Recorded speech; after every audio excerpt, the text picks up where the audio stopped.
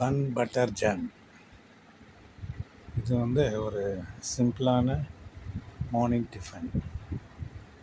நல்லா ரைமிங்ஸாக சொல்லப்போனால் good bad ugly.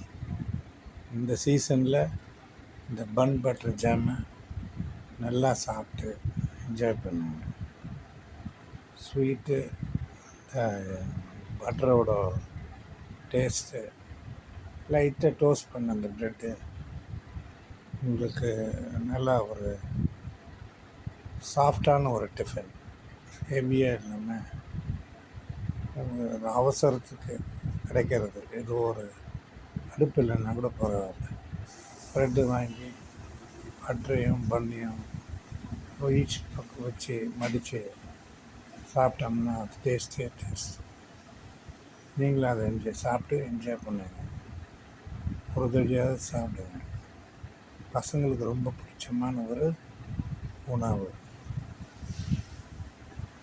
Thanks for வாட்சிங்.